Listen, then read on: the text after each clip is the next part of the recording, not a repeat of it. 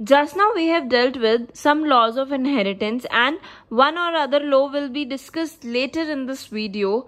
But here you need to know one thing. According to NCERT, it is written that general rules were given by Mendel, but according to other books, these general rules were given the shape of laws by Karl Correns. You can easily understand the difference between these two. Rules अगर बोले गए तो हम उनको rules को conclusions का नाम भी दे सकते हैं, इन्हीं को postulate, इन्हीं को principles, इन्हीं को hypothesis बोल सकते हैं. But जो laws का जो नाम दिया गया था वो किसके थ्रू दिया गया था? Karl Correns. अभी मैंने आपको कार्ल कॉरेंस बताया था. मैंने आपको ये भी बताया था कि कार्ल कॉरेंस किस कंट्री से बिलोंग करता है, और भी मैंने आपको 2 बायोलॉजिस्ट का नाम बताया था जिन्होंने मेंडल के काम को शेप दी थी. तो आपको यहाँ पर जनरल रूल वर्ड दिमाग में रखना है. OMG, why this cute girl is looking so sad? Let me tell you, she wants money from her parents. आपको भी जब मनी चाहिए होती है तो आप थोड़ा सा सोच में पड़ जाते हो कि कैसे जाएं. बस इसको भी मनी ही चाहिए. क्यों? पार्टी करनी है फ्रेंड्स के साथ. अब हमें इसको क्यों समझना है? क्योंकि हम बैक क्रॉस को जानना चाहते हैं. अब यूजुअली मदर हमेशा हमारी हेल्प कर देती है, हमें मनी प्रोवाइड कर देती है, पर इस बार वो मूड में नहीं है. वो नहीं चाहती कि मेरी बेटी पार्टी करने जाए, तो वो फादर के पास जाती है. फादर इस बार अच्छे मूड में थे तो उन्होंने उसे मनी दे दी. अब बैक क्रॉस को कैसे रिलेट करेंगे? देखो, बैक क्रॉस में क्या होता है? बैक क्रॉस में प्रोजेनी का क्रॉस होता है, या तो अपने फादर के जीनोटाइप के साथ या फिर अपने मदर के जीनोटाइप के साथ. अल्टीमेटली क्रॉसिंग शो करनी है या तो मदर के जीनोटाइप के साथ या. चलिए, एनोलॉजी समझने के बाद उसको जेनेटिक्स में अप्लाई करके देखते हैं. हमने क्या किया? हमने पाइसियम सेटाइवम के 2 वैरायटीज के अलग अलग फ्लावर्स लिए. एक वैरायटी से लिया वायलेट फ्लावर, एक वैरायटी से लिया व्हाइट फ्लावर. जब उनको आपस में क्रॉस कराया गया तो हमें F1 जनरेशन मिली वायलेट फ्लावर की. अब हमने इतना तो पहले भी काफी बार पढ़ लिया है, बट इसके आगे की कहानी अब हम देखते हैं. अभी मूवी आधी हुई है, आधी भी नहीं है, अभी तो बिल्कुल स्टार्टिंग चल रही है मूवी की. तो मूवी की शुरुआत से लेकर अब तक हम लोग रिलेट करते हुए चल रहे हैं. एक बोलते हैं ना, एक सीन को दूसरे सीन के साथ कनेक्ट करके चलना है. ऐसे ही अब देखो यहाँ पर क्या हुआ. ये जो F1 जनरेशन, ये जो है, ये इसका बहुत इंपॉर्टेंट रोल रहने वाला है. देखिए यहाँ पर F1 जनरेशन लिखा, यानी कि वॉयलेट फ्लावर का जीनोटाइप हमने लिख दिया. अब इसको क्या करना है? इसकी क्रॉसिंग करानी है. किसके साथ क्रॉसिंग करा रही है? एक ऐसे जीनोटाइप के साथ जो इसके पेरेंट के जीनोटाइप से मिलता जुलता हो. या तो वो होमोजाइगस डोमिनेंट हो या वो होमोजाइगस रिसेसिव हो. जैसे कि मैंने यहाँ पर होमोजाइगस डोमिनेंट लिख दिया है, तो ये बैक क्रॉस में आ गया. ये बैक क्रॉस का एक ही पार्ट है, सिर्फ एक पार्ट है, और इस पार्ट का नाम है आउट क्रॉस. हम इसको क्या बोलेंगे? आउट क्रॉस बोलेंगे. अगर यही F1 का जो जीनोटाइप है, इसी की क्रॉसिंग, अगर इसकी क्रॉसिंग हो जाए होमोजाइगस रिसेसिव के साथ, तो ये भी बैक क्रॉस है. यानी कि अगर बैक क्रॉस को मैं इस तरीके से लिख रही हूं या फिर इस तरीके से लिख रही हूं, दोनों का मतलब बैक क्रॉस ही है. बट ऑब्वियसली यस, इस कंपोनेंट का भी, इस पूरी डेफिनेशन का भी एक नेम है जिसको हम बोलते हैं टेस्ट क्रॉस. क्या बोलेंगे हम इसे? Test cross. हालांकि टेस्ट क्रॉस काफी बच्चे क्योस में आ जाते हैं कि भाई क्या होता है टेस्ट क्रॉस. देखिए, test cross, it is a very specific and a very important type of back cross. I can write here test cross is a special type. It is a special type of back cross. अगर हम यहाँ पर test cross, back cross, out cross को connect करके चलेंगे तो हमें concept ज्यादा अच्छे से समझ में आते हैं. अब ऐसा नहीं है कि टेस्ट क्रॉस इतना ही होता है. टेस्ट क्रॉस को हम एक और तरीके से भी डिफाइन करते हैं. मैं इसको एक बार रिपीट कर रही हूँ, ध्यान से देखिए. हमने क्या किया? पेरेंटल जनरेशन ली, वही सेम होमोजाइगस फॉर्म में लो. होमोजाइगस पेरेंट्स थे, उनकी क्रॉसिंग हुई. क्रॉसिंग होने के बाद F1 जनरेशन मिल गई हमें. अब F1 जनरेशन का रोल बैक क्रॉस में आएगा. बैक क्रॉस को 2 तरीके से हम डिफाइन करते हैं, या तो आउट क्रॉस और साथ में टेस्ट क्रॉस. नॉट या तो नहीं बोलेंगे. बैक क्रॉस का मतलब दोनों ही हैं. बैक क्रॉस को जब भी डिफाइन करना है तो आउट क्रॉस, टेस्ट क्रॉस दोनों को लिखना पड़ेगा. अब यहाँ F1 होमोजाइगस डोमिनेंट से क्रॉस हुआ तो आउट क्रॉस, अगर वो होमोजाइगस रिसेसिव से क्रॉस हुआ तो टेस्ट क्रॉस। टेस्ट क्रॉस किसका स्पेशल टाइप है? बैक क्रॉस का। अब टेस्ट क्रॉस को हम एक और तरीके से कैसे डिफाइन कर सकते हो, टेस्ट क्रॉस का क्या इंपॉर्टेंस है, सिग्निफिकेंस क्या है, वो हम अभी नेक्स्ट में पढ़ेंगे। चलो टेस्ट क्रॉस को भी एक कहानी से सुन लेते हैं। रीना एंड शीना दोनों बहुत अच्छे फ्रेंड्स हैं। On the day of friendship क्या हुआ, दोनों अपने लिए शर्ट्स लेकर आई, बट रीना की जो शर्ट थी वो ब्रांडेड थी और जो शीना की शर्ट है वो नॉन ब्रांडेड थी, ठीक है। तो अब क्या हुआ कि देखने में दोनों की शर्ट एग्जैक्टली सिमिलर, अगर आप ध्यान से देख पा रहे हो तो बिल्कुल एग्जैक्टली सिमिलर हैं ये शर्ट्स। तो सिमिलर शर्ट्स हैं फिर भी फ़र्क है, कैसे पता लगेगा? क्या करेंगे, हम शर्ट्स के टैग देखेंगे, ठीक है, या फिर हम उसको टच करके उसके फाइबर को देखेंगे कि किसका फाइबर अच्छा है, ज़्यादा चल सकता है, किसका नहीं चल सकता है। तो देखने में अगर सिमिलर है बट उसके इंटरनल मेकअप में फाइबर, धागा जिससे वो बना है, पूरी शर्ट जिससे बनी है, अगर जब हम उसको चेक कर रहे हैं तो हमें एग्जैक्टली समझ में आ रहा है कि भाई दोनों में फ़र्क क्या है। तो बस टेस्ट क्रॉस की कहानी भी कुछ ऐसी है, अभी आप जेनेटिक्स में पढ़ेंगे तो आप बिल्कुल अच्छे से रिलेट कर देंगे इसे। एनोलॉजी से बैक क्रॉस भी क्लियर हुआ, जेनेटिक्स में भी उसको अप्लाई करके देख लिया है। अब टेस्ट क्रॉस को भी हमने एक सिंपल लैंग्वेज में समझ लिया है। अब उसको थोड़ा सा जेनेटिक्स के थ्रू, क्लासिकल जेनेटिक्स में कैसे टेस्ट क्रॉस को अप्लाई किया जाएगा, मेंडल ने क्या तरीका अपनाया था टेस्ट क्रॉस को करने का, वो हम देखते हैं। देखो, हमें सिंपल सा यहाँ पर पहले तो आपको एक रीजन पता होना चाहिए, सिग्निफिकेंस पता होना चाहिए टेस्ट क्रॉस का। देखिए, टेस्ट क्रॉस क्यों परफॉर्म किया जाता है? F1 जनरेशन बनी, F2 जनरेशन इसके बाद बनती है, तो F2 जनरेशन जिस पेरेंट से बनी है वो पेरेंट होमोजाइगस है या हेट्रोजाइगस है वो हमें नहीं पता है। तो ये जानने के लिए कि F2 जनरेशन का जो पेरेंटल जो जीनोटाइप था वो होमोजाइगस था या हेट्रोजाइगस था, उसके लिए हम टेस्ट क्रॉस परफॉर्म करते हैं। अभी मैंने आपको बैक क्रॉस के थ्रू एक टेस्ट क्रॉस का सिंपल सा मीनिंग अभी समझाया था, पर उसको सिग्निफिकेंस में लेकर आना है। क्या मीनिंग क्या है, कैसे उसको अप्लाई कर रहे हैं, वो भी अब हम देखते हैं। देखिए, मैं यहाँ पर क्रॉस बना के दिखा रही हूँ। सबसे पहले हम क्या करेंगे, यहाँ पर हमने यहाँ पर क्या बनाना है, F2 जनरेशन। F1 जनरेशन हमारे पास है, F2 जनरेशन हम बना रहे हैं। क्या करें, यहाँ पर हम लोग दो अलग अलग केसेस लेते हैं। एक केस में हमें क्या करना है, एक केस में हमने जो पेरेंटल है, पेरेंटल हमने लिया होमोजाइगस, और यहाँ पर जो क्रॉसिंग होगी वो ध्यान रखिएगा हमेशा ही टेस्ट क्रॉस में क्रॉसिंग किसके साथ होती है, होमोजाइगस रिसेसिव के साथ। समझ में आई ये चीज? अब एक केस दूसरा ले लेते हैं। दूसरे केस में क्या किया, जो पेरेंटल जीनोटाइप है वो बन गया हेट्रोजाइगस, इसकी फिर से क्रॉसिंग कराई, किसके साथ करा दी, होमोजाइगस रिसेसिव के साथ। तो केसेस बदल रहे हैं, यहाँ पर हमने होमोजाइगस डोमिनेंट लिया है, यहाँ पर होमोजाइगस रिसेसिव लिया है। इसका क्या फायदा होगा अभी हम समझेंगे।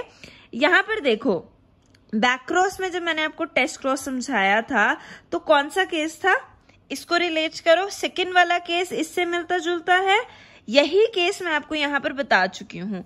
तो अब इसका फायदा क्या है वो हम देखते हैं, कैसे हमें पता चलेगा, कैसे, क्या तरीका क्या है। देखिए, यहाँ पर अगेन हमने प्यूनिट स्क्वायर बनाया है, तो प्यूनिट स्क्वायर में हम इस तरीके से गैमीट्स लिख देते हैं। ये हमने क्या किए, ये मैंने फीमेल के गैमीट्स लिख दिए, ये मेल के गैमीट्स लिख दिए, ठीक है। अब यहाँ पर रिजल्ट देखिए, रिजल्ट इसका हेट्रोजाइगस मिल जाएगा, इसमें भी वॉयलेट कलर फ्लावर मिलेंगे, यहाँ पर भी वॉयलेट कलर फ्लावर, और यहाँ पर भी क्या मिलेगा, वॉयलेट कलर फ्लावर। सारी प्रोजेनी, सारी F2 जनरेशन क्या बना रही है, वॉयलेट कलर फ्लावर्स बना रही है। तो ध्यान रखिए, जब होमोजाइगस डोमिनेंट पेरेंट है, होमोजाइगस रिसेसिव के साथ जब वो क्रॉसिंग शो कर रहा है, तो सारे ही प्रोजेनी क्या मिल रहे हैं, हेट्रोजाइगस मिल रहे हैं और वॉयलेट कलर के मिल रहे हैं। अब यहाँ पर देखिए, यहाँ पर अगेन हमने क्या करना है, यहाँ पर अगेन हमने इसी तरीके से फीमेल का गैमीट्स और यहाँ पर मेल के गैमीट्स मैंने लिख दिए हैं इस तरीके से। अब देखिए, जब ये दोनों गैमीट्स आपस में फ्यूज करेंगे तो बनाए वॉयलेट कलर फ्लावर। इससे भी क्रॉसिंग हुई तो क्या बनाए, वॉयलेट कलर फ्लावर। यहां से क्या बनेगा, व्हाइट कलर के फ्लावर, और यहाँ भी क्या बन रहा है, व्हाइट कलर फ्लावर। तो डिफरेंस खुद देख लीजिए। अब केस फर्स्ट देखिए, homozygous dominant parent is crossed with homozygous recessive parent। homozygous recessive से तो क्रॉस करवाना ही है। टेस्ट क्रॉस का मेन रूल मेंडल ने क्या दिया था, homozygous recessive one of the parent होना ही चाहिए। पर हमें तो जीनोटाइप जानना है ना, किसका जीनोटाइप, पेरेंट का जीनोटाइप, कि वो homozygous है या heterozygous। तो अदला बदली वहां पर होने वाली है। अब पहले केस में जब दोनों केसेस होमो हैं तो रेशो यहां पर कुछ नहीं, यहां पर सारे ही 100% वॉयलेट कलर के flower, 100% heterozygous progeny, F2 generation हमें पूरी हेट्रोजाइगस मिल रही है। पर सेकंड केस देखिए, सेकंड केस में क्या बदल गया है, एक पेरेंट हेट्रोजाइगस है, एक वही टेस्ट क्रॉस का रूल होमोजाइगस रिसेसिव है। ठीक है, अब जब होमोजाइगस रिसेसिव के साथ इसकी क्रॉसिंग हुई तो प्रोजेनी में थोड़ा डिफरेंस दिखा। यहां पर 50% flowers, 50% flowers were violet and 50% were white, यानी कि 50% होमोजाइगस कंडीशन मिली है हमें, 50% हेट्रोजाइगस कंडीशन मिली है। तो ratio again and again I am saying, please keep in your mind, each and every ratio in genetics chapter is very very important.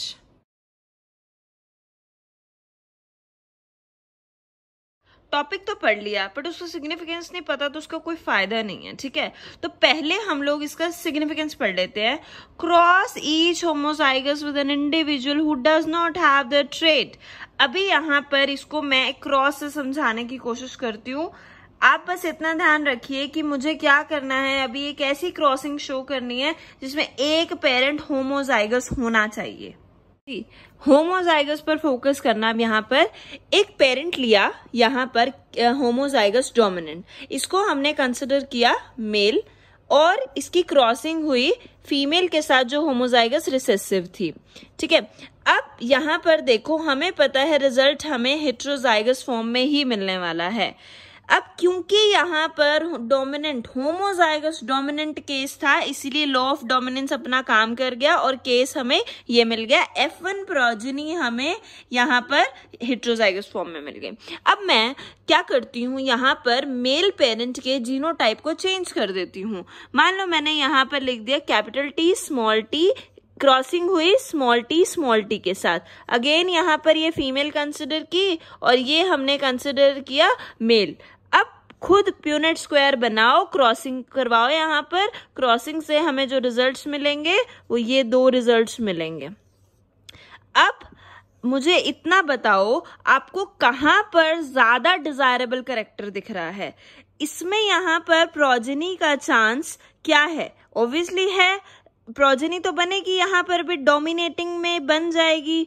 But यहाँ देखो, यहाँ सारी प्रोजेनीज क्या बन रही है, डोमिनेटिंग की है, पर यहाँ पर 50-50% चांस आ रहा है। तो ऑब्वियसली रेसिप्रोकल क्रॉस में इस एग्जाम्पल का बहुत इंपॉर्टेंस है, एग्जाम्पल में होमोजाइगस का बहुत इंपॉर्टेंस है। अब क्या करो, रेसिप्रोकल भी तो शो करना है ना। रेसिप्रोकल से क्या करो, अब स्वैपिंग कर दो। स्वैपिंग का मतलब अब फीमेल को होमोजाइगस डोमिनेंट बना दो और मेल को होमोजाइगस रिसेसिव बना दो। रिजल्ट तो यही आएगा, रिजल्ट तो आपको फिर भी डोमिनेटिंग ही मिलेगा। तो बस इतना ही सिग्निफिकेंस है रेसिप्रोकल क्रॉस का। Another significance of reciprocal cross is we can easily detect whether the characteristic which is passing from parents to offspring is autosomal or sex-linked. I know some of you may be knowing what is the meaning of autosomes and sex-linked chromosomes, and some of you may not be knowing. But it's okay. I'll tell you in some minutes. But I'll suggest you one thing here. You can read this significance, you can cram this significance, but you will understand this significance after you learn pedigree analysis. After that, you can easily make a one cross by yourself and will understand the meaning of this significance. So please try it after pedigree analysis. If you want to study genetics in a very good way, then there should not be any chaos in your mind regarding the difference between autosomes and allosomes. Autosomes और allosomes दोनों बहुत अच्छे friends हैं, इतने अच्छे friends हैं कि हमेशा साथ में रहते हैं, पर एक डिफरेंस क्या है, वो डिफरेंस है इनकी कैरेक्टरिस्टिक्स। ऑटोजोम्स और एलोजोम्स हालांकि साथ में रहते हैं, बहुत अच्छे फ्रेंड्स की तरह रहते हैं, पर फिर भी इनके कैरेक्टर्स में बहुत डिफरेंस होता है। हम लोग आज इन डिफरेंसेस को पढ़ते हैं। Now see here autosomes. Autosomes are what? They are normal body cells or somatic chromosomes. ये हमारी बॉडी के नॉर्मल सेल क्रोमोसोम्स होते हैं, इनको हम सेक्स क्रोमोसोम्स के नाम से नहीं जानते। Allosomes. Allosomes, they are different from autosomes. Why? Because they are sex chromosomes. Means they are responsible for deciding our sex. We are male or female. Okay. Now, what is the number of autosomes? Autosomes in humans is 22 pairs. You can see here, there are 22 pairs of autosomes in humans. See, the number changes from species to species. Humans के case में 22 pairs है। ऐसे ही अगर हम birds के case में देखें, plants के केस में देखें, तो क्रोमोसोम्स का नंबर बदल जाता है। अगर हम एलोजोम्स की बात करते हैं तो एलोजोम्स का पेयर 1 होता है। कितने हैं यहाँ पर? ऑटोजोम्स 22 पेयर्स है, एलोजोम्स 1 पेयर है।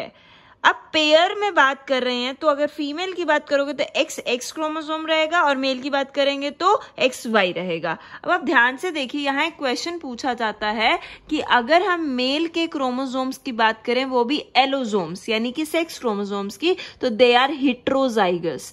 यहाँ पर प्लीज ध्यान दीजिए, यहाँ पर अगर हम मेल सेक्स क्रोमोसोम्स की बात करते हैं तो दे आर हेट्रोजाइगस, जबकि फीमेल एलोजोम्स और sex chromosomes they are homozygous. अब जैसे जैसे अगर हम आगे पढ़ते जाएंगे, आप पेडिग्री की तरफ जब जाओगे तो आपको पता चलेगा, जैसे अभी मैंने थोड़ी देर पहले भी यही चीज बताई थी कि ऑटोजोम्स से रिलेटेड भी ट्रेट्स होते हैं और सेक्स लिंक ट्रेट्स भी होते हैं। तो अगर ऑटोजोम्स में यानी कि 22 पेयर्स ऑफ क्रोमोसोम्स के जीन्स में अगर कोई दिक्कत आ जाती है तो हम उन्हें ऑटोजोमल डिसऑर्डर्स बोलते हैं। अगर एलोजोम्स में यानी कि सेक्स क्रोमोसोम्स में अगर कोई दिक्कत आती है तो हम उन्हें सेक्स लिंक डिसऑर्डर्स बोलते हैं।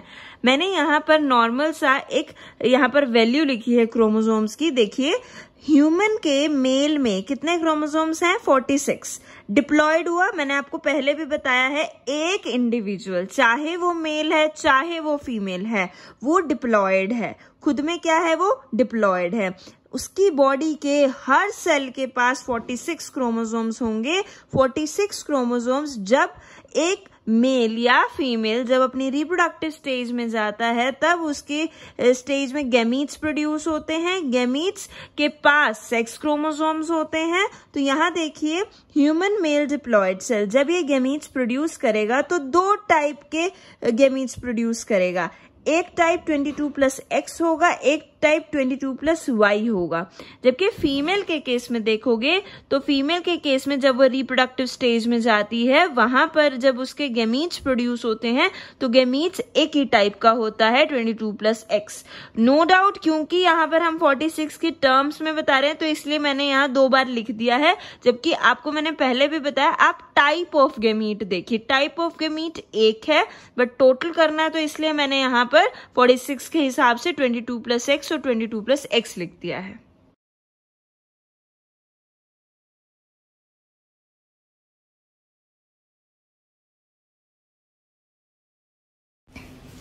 हाँ जी, संता बंता और विनोद को लंदन पहुंचना था। अब ऐसा नहीं है कि इन सबको साथ ही जाना है या ऐसा कुछ। अब संता को जब लंदन जाना था तो उसके पास 3 ऑप्शंस थे, यश, यतिन और योगेश। और उसके साथ कुछ ऐसा हार्ड एंड फास्ट नहीं था कि उसको सिर्फ मेरे अपने बेस्ट फ्रेंड यश के साथ ही जाना है, या सिर्फ यतिन या सिर्फ योगेश के साथ जाना है। ऐसा ही सेम बंता के साथ भी था, उसके पास भी 3 फ्रेंड्स के ऑप्शन थे। ऐसा ही विनोद के साथ था। पर यहाँ पर कुछ भी कांस्टेंट नहीं है, कुछ ऐसा हार्ड फास्ट नहीं है कि भाई हाँ हमें इसी के साथ ही जाना है। ऐसा ही हम डाई हाइब्रिड में भी पढ़ेंगे। Capital R can form combination with capital Y, small Y Same capital R small r can form combo with capital Y capital Y capital Y small y small y small y. Same as with small r. ये भी तीनों के साथ combination बना सकता है. बस इसी फंडे को अगर आप समझ गए तो आपको डाई हाइब्रिड बहुत इजीली क्लियर हो जाएगा एंड आपको सब समझ में आ जाएगा. हाँ जी, संता तो लंदन पहुंच जाएगा, बट हमें यहाँ पर जेनेटिक्स की कहानी को देखना है, उसे आगे बढ़ाना है. तो आप देखते हैं यहाँ पर इस मूवी में अब किसका रोल आ रहा है. हमें पिछले सीन को नेक्स्ट सीन से कनेक्ट करना है. मैंने आपको पहले बताया connection of story is very very important. So use the concept of monohybrid cross but learn something new in dihybrid cross. Dihybrid. Di means dual, hybrid means new combination. I have already told you with example also. Here we are considering two characters of one parent. Here we are considering two characters of one parent. See, Mendel chose what? Mendel chose two varieties of Pisum sativum. One variety showing round seeds and yellow color. Other variety was showing wrinkled seed with green color. Means two traits. Which traits? Shape of seeds and color of seeds. Shape of seeds and color of seeds. यहाँ पर shape and colour of seeds को consider कर रही हूँ. I am not considering pod shape और flower colour, nothing. हम यहाँ पर सीड की शेप को कंसिडर कर रहे हैं. पहला पॉइंट आपको ये क्लियर होना चाहिए. अब नेक्स्ट पेरेंटल जनरेशन तो हमने लिख दी. अब हमें जब क्रॉसिंग दिखानी है तो मैंने आपको मोनोहाइब्रिड क्रॉस में पहले ही बताया था दैट जब भी नई जनरेशन बनती है तो गैमीट्स का बनना जरूरी है. Fusion of gametes is important. See, रट्टाफिकेशन से आपको एक बार के लिए कंसेप्ट हो सकता है याद रह जाए, बट आपको समझ के करनी है चीजें. तो स्टेप बाय स्टेप आपको समझते जाना है. Parental generation, this parent with round and yellow seeds, this will produce two types of gametes. I have told you in monohybrid cross. Monohybrid cross में जब हमने पढ़ा था तो मैंने वहां आपको बताया था कि हमने टाइप ऑफ गैमीट पढ़ना होता है, हमें नंबर नहीं टाइप पता होना चाहिए. ठीक है. Now do stepwise. Firstly see the parental generation. Now in parental generation I am considering this as female, this as male. अब इस मेल पेरेंट में देखिए, this has two alleles of round seeds and this has two alleles of yellow colour. Okay, now see, अगर हम दो alleles एक ही trait के लिख रहे हैं तो मैंने आपको बताया था ये क्या होता है, ये होता है डिप्लॉयड. अगर यहां पर भी कलर के दो एलील्स लिख रहे हैं तो इसका क्या मतलब है, डिप्लॉयड है. अब एक इंडिविजुअल है तो वो डिप्लॉयड है, पर उस डिप्लॉयड इंडिविजुअल के अंदर से हमने दो कैरेक्टर को चूज किया है. मोनो में सिंगल कैरेक्टर था, यहां पर कितने हैं, दो कैरेक्टर हैं. ऐसे ही इस पेरेंट में देखिए, फीमेल पेरेंट में wrinkled green, again two alleles of wrinkled shape and two alleles of green color. On attaining reproductive maturity, each of the parent will produce gametes. If you can see here, parent 1, that is female parent, if I am considering here, female parent is having round shape 2 alleles and yellow colored 2 alleles.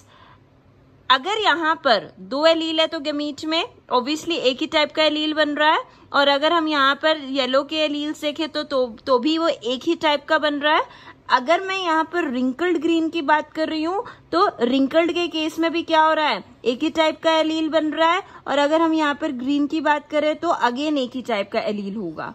ध्यान रखिए, हर gamete में allele enter करता है. हमें पता है ना, sales के अंदर क्रोमोसोम्स के अंदर जीन्स, और जीन्स जो हैं वो क्या करते हैं, एक्सप्रेस करते हैं. तो यहाँ सेल्स का नाम है गैमीट, गैमीट के अंदर है क्रोमोसोम के अंदर है एलील, और यहाँ पर कौन सा एलील गया इस पेरेंट का, राउंड एंड येलो, और यहाँ पर रिंकल्ड एंड ग्रीन.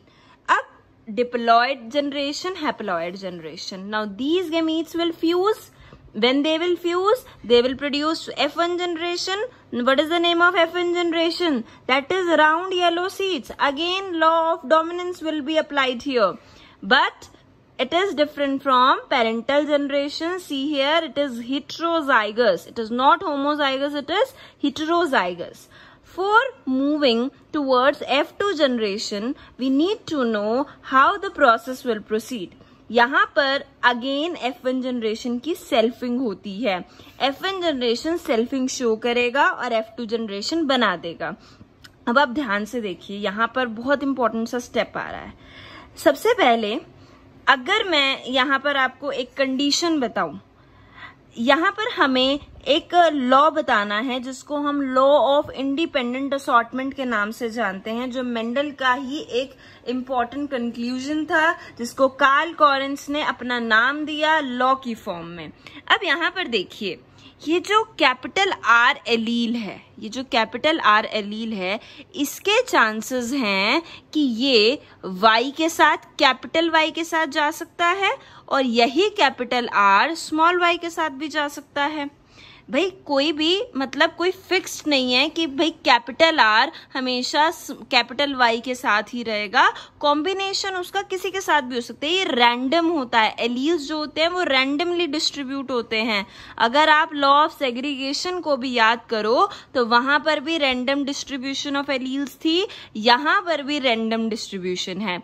देखिए यहाँ पर क्या हो रहा है, कैपिटल आर कैपिटल वाई के साथ भी कंबाइन कर सकता है, स्मॉल वाई के साथ भी कंबाइन कर सकता है. ऐसे ही स्मॉल आर कैपिटल वाई के साथ कंबाइन कर सकता है और स्मॉल आर स्मॉल वाई के साथ कंबाइन कर सकता है. इसको हम बोलते हैं रैंडम डिस्ट्रीब्यूशन. अब ध्यान से लाइन पढ़िए.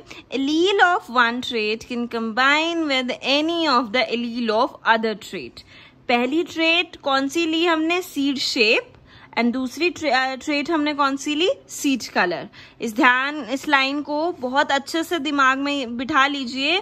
एलील ऑफ वन ट्रेट यानी कि यहाँ पर राउंड जो सीड कलर किसी के साथ भी हो सकता है, वो येलो कलर के साथ कंबाइन कर सकता है, उसका मन किया तो वो ग्रीन कलर के साथ कंबाइन कर जाएगा.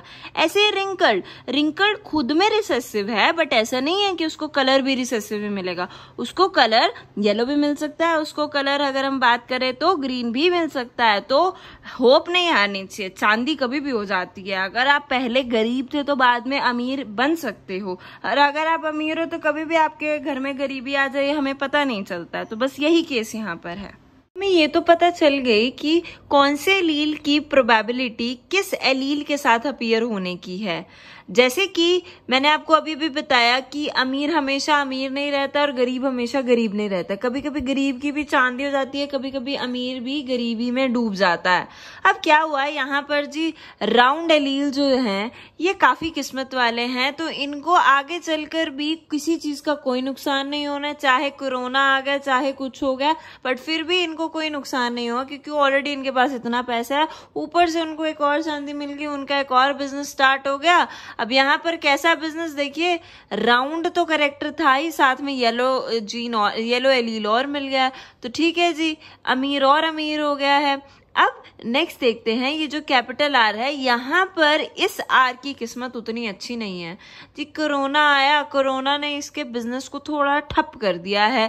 अब यहाँ पर देखिए इसके साथ स्मॉल वाई आ गया. स्मॉल वाई क्या है, ग्रीन के लिए है. ग्रीन क्या होता है, रिसेसिव कैरेक्टर है. तो ठीक है, अब नेक्स्ट देखिए जो स्मॉल आर है, ये कोरोना का टाइम चल रहा था, बहुत गरीबी इसके पास थी, पर क्या हुआ, बैठे बैठे इसके अंदर कोई बहुत अच्छा आइडिया आया कि चलो मैं ये बिजनेस करता हूँ. इसको पता चल गया कि किराने का स्टोर, डी मार्ट्स के स्टोर बहुत अच्छे चल रहे हैं. तो इसने क्या किया, थोड़ा सा दिमाग लगाया, थोड़ा लोन लिया और क्या किया, यहाँ पर अपना एक छोटा बिजनेस स्टार्ट कर दिया, जिससे उसको कुछ फायदा हुआ है एंड अल्टीमेटली अब वो अमीर हो चुका है. इसलिए स्मॉल आर यहाँ पर किसके साथ दिखा दिया हमने, कैपिटल वाई. कैपिटल वाई क्या है, येलो का एलील है. येलो एलील क्या होता है, डोमिनेटिंग होता है. ऐसे ही स्मॉल आर को अब मिल गया स्मॉल वाई. इसकी किस्मत बहुत खराब थी, ये खुद भी गरीब था, पर कोरोना ने इसको और गरीब बना दिया है और इसका बिजनेस काम बिल्कुल खराब हो चुका है. अब इसके पास कोई रास्ता नहीं बचा है अपने आप को सर्वाइव करने का. तो यहाँ पर देखिए स्मॉल वाई क्या है, ग्रीन के लिए है. ग्रीन क्या होता है, रिसेसिव कैरेक्टर है। तो इसी तरीके से ये पॉसिबिलिटीज बन रही हैं। अब ये जो गैमीट है, देखिए हम यहाँ पर डाई हाइब्रिड क्रॉस बन रहे हैं। एक ऐसा हाइब्रिड बनाना है जिसके अंदर हर कैरेक्टर का दो कैरेक्टर हमने लिए हैं, उसके एलील्स आ जाएं। तो अगर शेप का एलील लिया तो शेप का भी एलील होना चाहिए, और अगर यहाँ पर कलर का एलील लिया तो कलर का भी एलील होना चाहिए। ठीक है, तो यहाँ पर ये सारे गैमीट्स फीमेल के हैं, ये सारे गैमीट्स मेल के हैं। अब इसको आगे सॉल्व करने के लिए, यानी कि हमें अब F2 जनरेशन बनानी है, उसके लिए हमें प्यूनेट स्क्वायर बनाना पड़ेगा।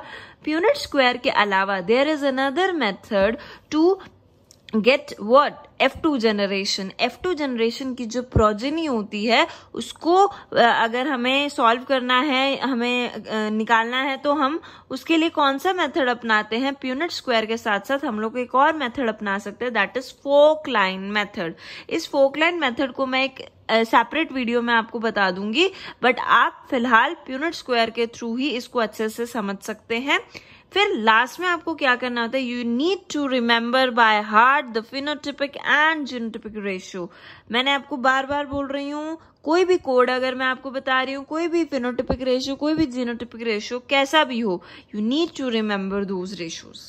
Okay, so by Punnett square method, we'll solve the cross and we'll find out the F2 generation.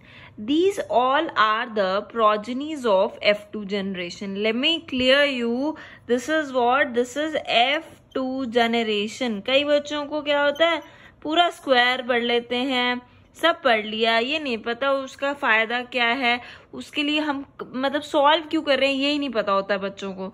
तो सबसे पहली चीज, ये पूरा स्क्वायर F2 जनरेशन का है। ठीक है, अब यहाँ पर देखिए ये गैमीट सारे किसके हैं? फीमेल के, ये मेल के हैं। जैसे इनको फ्यूजन कराएंगे तो हमें रिजल्ट्स मिल गए। मैंने यहाँ पर कुछ रिजल्ट्स लिखे हैं, कुछ मैं आपको सॉल्व करके दिखाती हूँ। जैसे कि फॉर एग्जाम्पल फर्स्ट केस, ये जो capital R capital Y dominating हो गए दोनों कैरेक्टर, यहाँ पर भी डोमिनेटिंग है, तो देखिए यहाँ पर क्या बन जाएगा, कैपिटल आर कैपिटल वाई का केस बनेगा। अब ये वाला गैमीट, मेल का gamete fuse with this gamete, fuses with this gamete, यहाँ पर क्या बनेगा, this one homozygous round heterozygous yellow. Now this male gamete will fuse with this female gamete. What will be forming? Yes, round but heterozygous yellow homozygous. Okay. Now next, last one. This one will fuse with this one. Now what will be forming? See here, this is heterozygous round and this is what? Heterozygous yellow. तो इस तरीके से आपको पूरा table बनाना होता है। अब जब ये टेबल बन जाए, तो मैंने आपको अभी भी बताया प्यूनेट स्क्वायर यूज करने के बाद हमें फिनोटिपिक और जीनोटिपिक रेशियो बताना होता है।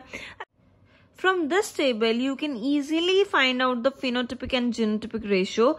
Make a table in such a way so that you can have the space of writing the genotype as well as phenotype in the same table, so that you can find out phenotypic and genotypic ratio easily. See here, I have written all the phenotypes below genotypes. सबसे पहले हम लोग जो सबसे ज्यादा number में phenotype आपको मिलने वाला वो है round yellow. I have given the numbers. You can see here this blue colored are round yellow here. तो 9 नंबर में है round yellow. तो I'll write 9 here, 9 for round yellow. Okay.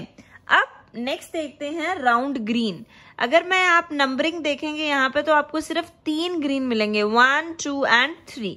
तो मैंने यहाँ पर 3 लिख दिया. अब यहाँ पर देखिए रिंकल्ड येलो. रिंकल्ड येलो 1, 2, 3 एक ही साथ आपको मिल जाएंगे. यहाँ पर 3 आ जाएगा और जो रिंकल्ड ग्रीन है वो सिर्फ 1 है. तो मैं यहाँ पर सिर्फ एक केस लिख रही हूँ रिंकल्ड ग्रीन का. तो phenotypic ratio, this is what, this is the phenotypic ratio of F2 generation of dihybrid cross. मैंने यहाँ किसका रेशियो लिखा है, फिनोटिपिक रेशियो किसका है, यहाँ पर डाई हाइब्रिड क्रॉस का है. पता चले जी, रेशियो तो याद रहेगा, ये नहीं पता किसका रेशियो है, तो अच्छे से दिमाग में रख लेना. ठीक है. Okay, so there is a correction in this table. Earlier I was telling about this table, the phenotypic ratio and the genotypes, all I have written here. But there was one mistake. By mistake, I wrote capital Y here, but now I have corrected it. This is small y. Okay. So, यहाँ पर देखिए, after finding out phenotypic ratio, how will we find genotypic ratio? अब मैंने क्या किया, मैंने पूरी table को एनालाइज किया. एनालाइज करने के बाद मुझे जितने भी टाइप के जीनोटाइप्स मिले मैंने उनको यहाँ पर लिख दिया. These complete F2 table is having 16 progenies or 16 offsprings or 16 zygotes, you can say. अब यहाँ पर मुझे इस कंप्लीट 16 प्रोजेनी की टेबल में 9 टाइप्स के जीनोटाइप्स मिले हैं, तो मैंने उनको एक फॉर्मेट में लिखा है. देखिए, आपको इसका रेशो जो लर्न करना होता है वो एक फॉर्मेट में लर्न करना होता है. आप ऐसे ही इसको रेशो को लर्न, या तो आप ऑब्वियसली टेबल बनाइए उसके हिसाब से कर लीजिए, बट क्या होता है कई बार रेशो एग्जैक्टली एमसीक्यू में पूछा जाता है. आपको इसको लर्न नहीं होगा तो ऐसा नहीं कि आप एमसीक्यू में उसको पूरी टेबल बनाने बैठोगे, फिर आप देखोगे कि फॉर्मेट आपको याद है नहीं है, तो वो आपको ध्यान रखना पड़ेगा. कैसे इसका फॉर्मेट याद रखना है, देखिए एक पैटर्न चलेगा. यहाँ पर मैंने यहाँ पर जो सबसे पहला जीनोटाइप लिखा है that is homozygous round and homozygous yellow. ये आपको समझ में आ रहा है. अब यहाँ देखिए पहले 3 जीनोटाइप्स को देखिए. तो first is round, that is homozygous round. This is again homozygous round. This is again homozygous round. But it will change in these 3 genotypes. This round is not homozygous, this is heterozygous. But again, in these 3 genotypes, you can see here, this is wrinkled, this is wrinkled, this is wrinkled, but homozygous recessive है. Homozygous dominant 3, heterozygous, then homozygous recessive. ये सिर्फ shape के लिए है, ध्यान रखना, ये format shape के लिए था. अब हम क्या देखते हैं, हम यहाँ पर कलर के बारे में देखते हैं. तो कलर के बारे में जब हम देखेंगे तो कलर यहाँ पर देखिए क्या है, येलो. यहाँ पर येलो ही है, यहाँ पर ग्रीन है, बट ये होमोजाइगस डोमिनेंट येलो है, ये हेट्रोजाइगस येलो है, ये होमोजाइगस रिसेसिव है. तो कलर के केस में फॉर्मेट थोड़ा बदल गया है. कलर के केस में यहाँ पर होमोजाइगस डोमिनेंट, हेट्रोजाइगस और होमोजाइगस रिसेसिव. फिर सेम पैटर्न रिपीट होगा, homozygous dominant, heterozygous, homozygous recessive, homozygous dominant, heterozygous and homozygous recessive. तो ध्यान रखने का, आपको इसको थोड़ा सा ना दिमाग में बिठाना पड़ेगा. इसको कोई कोड नहीं है इसको लर्न करने का, आपको एक फॉर्मेट को माइंड में बिठाकर चलना है. मैं इसलिए बार बार बोल रही हूँ, कई बच्चों को लगता है कि ठीक है हम उसी टाइम टेबल बना लेंगे, हम फाइंड आउट कर लेंगे. ठीक है, कर भी सकते हो, पर आपको एक जो रेशो का जो एक पैटर्न है ना, वो कैसे याद रखना है. देखो, अगर मैंने इस टेबल को पूरे को एनालाइज किया तो मुझे क्या क्या रिजल्ट्स मिले. ये पहले वाला केस मिलेगा 1, देन सेकेंड वाला मिलेगा 2, देन 1, फिर 2, फिर 4, फिर 2, देन 1, देन 2, देन 1. किसी मोबाइल नंबर से कम तो लग नहीं रहा है, बट यस एक नंबर कम ही है इसमें. मोबाइल नंबर 10 नंबर का होता है, ये 9 नंबर का है. तो अब इसको कैसे याद रखना है, 1 to 1, 2 4 2, 1 to 1, 1 to 1, 2 4 2, 1 to 1. अब इसका पूरा आपको पता चल रहा है, जीनोटाइपिक पूरा फॉर्मेट पे बेस्ड है. सबसे पहले शेप को सोचो, क्या बताया था मैंने. शेप के लिए पहले 3 homozygous dominant, then 3 heterozygous, then homozygous recessive. ठीक है, फिर अब हम बात करते हैं कलर की. कलर कैसा फॉर्मेट है, पहले 3 अलग अलग वेरिएशंस दिखा रहे हैं, homozygous dominant, heterozygous, homozygous recessive. फिर से वही pattern, homozygous dominant, heterozygous, homozygous recessive. Again by pattern, homozygous dominant, then heterozygous, then homozygous recessive. 1 to 1, 2 4 2, 1 to 1. Remember this by heart, please. हाँ जी, एनालॉजी से कुछ दिमाग की बत्ती जली है। अब देखो बस उसी एनालॉजी को यहाँ पर यूज करो। When two pairs of traits are combined in a hybrid, segregation of one pair of trait is independent of other pair of trait. अब देखो मैं बहुत इजी, आपको इजीली समझ में आ जाएगा क्या करना था। ये वाला जो राउंड है ना, ये इस येलो के साथ भी है होमोजाइगस के साथ, ये वाला राउंड इस येलो के साथ भी है हेट्रोजाइगस के साथ, ये वाला राउंड अभी जो हेट्रोजाइगस है ये होमोजाइगस येलो के साथ भी है, और ये जो हेट्रोजाइगस राउंड है ये हेट्रोजाइगस येलो के साथ भी है। मतलब जी वफादार कोई भी नहीं है, सिंपल सी बात है। कोई भी किसी के साथ जाकर आराम से घूमकर आ सकता है, वफादारी यहाँ पर है नहीं, बस इसी को इंडिपेंडेंट असॉर्टमेंट बोलना है हमने यहाँ पर। अब आपको क्या कंफ्यूजन होती है जी, एमसीक्यू तो सॉल्व हो जाएगा अब इसका, बट दिक्कत कहाँ आएगी बोर्ड के एग्जाम में, जहां हमें एज इट इज लॉ को लिखना पड़ता है। तो प्लीज थोड़ी सी जेनेटिक्स की लैंग्वेज को दिमाग में रखिए। सेग्रीगेशन का मतलब सेपरेशन होता है। अगर मैं पूरे डाइहाइब्रिड क्रॉस की बात करूं तो सबसे पहले याद करिए पेरेंटल जनरेशन के बाद गेमीट जब बना था तो यहां पर भी लॉ ऑफ सेग्रीगेशन यूज हुआ था।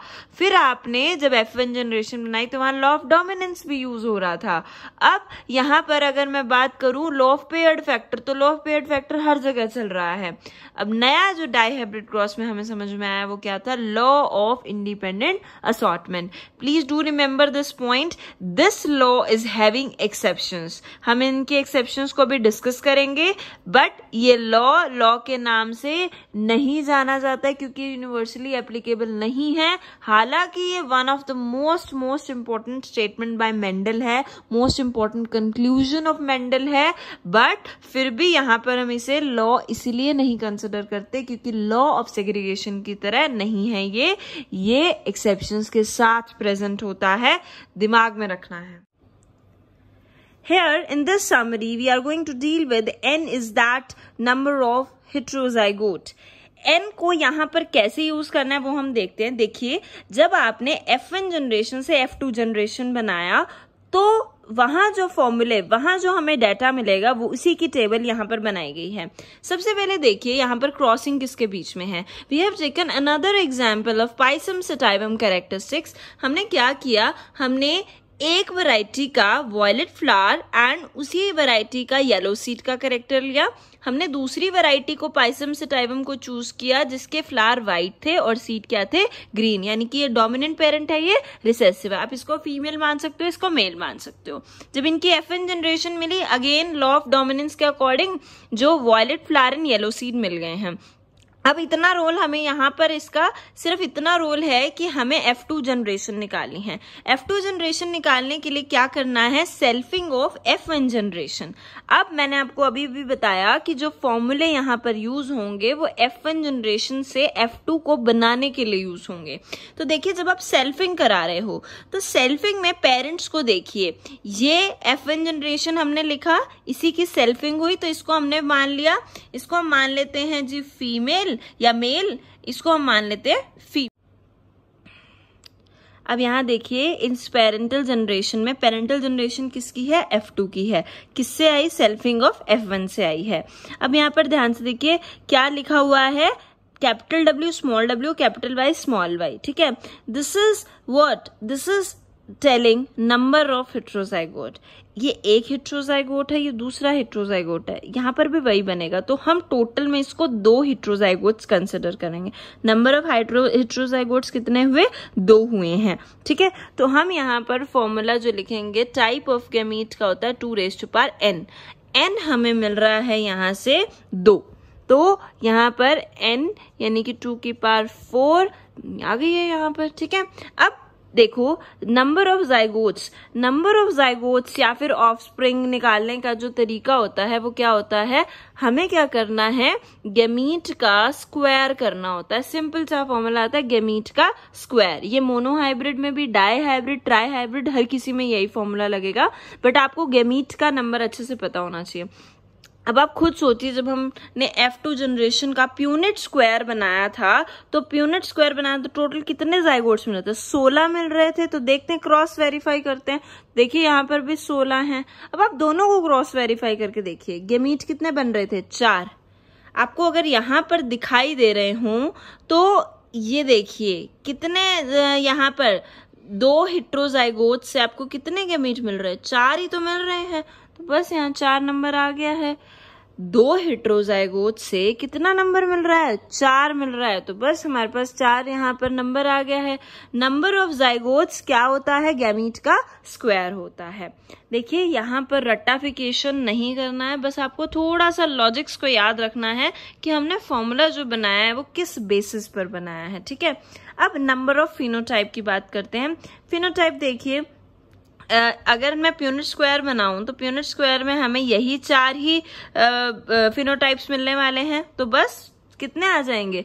नंबर ऑफ फिनोटाइप को निकालने का सिंपल सा फॉर्मूला होता है 2n। वही जो गैमीट का फॉर्मूला है वो यहाँ पर भी आ जाएगा। तो n is again number of heterozygote, तो यहाँ पर अगेन यहाँ पर 2 दैट इज 4। यहाँ पर आंसर क्या आ गया? 4 आ गया। फिनोटिपिक रेशियो देखो जब हमने मोनो हाइब्रिड क्रॉस का रेशियो निकाला था तो 3:1 आया था। तो बस आपको सिंपल सा एक तरीका अपनाना है, आपको क्रॉस वेरीफाई ही करना है। हमारे पास यहाँ पर हमें पता चल रहा है 9:3:3:1 आता है, ठीक है। और यहाँ पर अगर हमें इसको क्रॉस वेरीफाई करना है तो हम क्या करेंगे? 3:1 का स्क्वायरिंग कर देंगे, सिंपल सी बात है। तो हमें जो रेशियो मिलेगा दैट इज 9:3:3:1 मिल जाएगा। क्रॉस वेरीफाई हो गया। सारे cross verify types of gametes में कितने मिले हमें? 4, ठीक है। और हमें नंबर ऑफ जाइगोट्स कितने मिले? 16। F2 में हमें पता है प्यूनिट स्क्वायर से 16 ही मिलते हैं। नंबर ऑफ फिनोटाइप अगर हम बात करते हैं तो फिनोटाइप कितने हैं? 4। ऑब्वियसली यहाँ पर फॉर्मूला भी क्या है? 4 ही बन रहे हैं। फिनोटिपिक रेशियो जितना मोनो हाइब्रिड का था उसकी स्क्वायरिंग कर दो तो क्या आ जाएगा यहाँ पर? That is 9:3:3:1। अगर आपको ट्राई हाइब्रिड का रेशियो निकालना है तो यहाँ क्या करोगे? आप सिंपल सा एक चेंज करोगे, 3:1 का क्यूब कर दोगे, सिंपल। अगर ट्राई हाइब्रिड पूछ रहे हैं तो 3:1 का क्यूब हो जाएगा, ठीक है। I hope you have understood all the summarized point of the dihybrid cross. Now we are dealing with the last point of the summary, that is the genotypic ratio. अब यहाँ पर देखिए मैंने सारा जीनोटिपिक रेशियो लिखा है। मैंने आपको अभी पहले पूरा रेशियो कैसे लिखते हैं, किस पैटर्न में लिखना है, सारा आपको बताया था, रेशियो भी बता दिया था। अब इसका एक सिंपल सा फॉर्मूला है बस क्रॉस वेरीफाई करने का। देखिए यहाँ पर जीनोटिपिक रेशियो, जैसे हमें पता है मोनो हाइब्रिड का जीनोटिपिक रेशियो होता है 1:2:1, यही होता है। याद करिए, दिमाग के घोड़े दौड़ाइए, बत्ती जलाइए कि हाँ यही होता है, सोचिए ध्यान से। अब क्या करना है, जैसे मोनो हाइब्रिड में स्क्वायरिंग की थी वैसे डाई हाइब्रिड में भी स्क्वायरिंग कर दीजिए। बस इसकी स्क्वायरिंग कर दो, आपको रिजल्ट सारा यही मिल जाएगा। ट्राई हाइब्रिड में क्या करोगे? क्यूबिंग कर दोगे, तो जीनोटिपिक रेशियो ट्राई हाइब्रिड का भी मिल जाएगा। In the same way you can easily solve tri-hybrid cross. You can easily do it by yourself. It is your work. Do it by yourself so that you can easily understand all the concepts.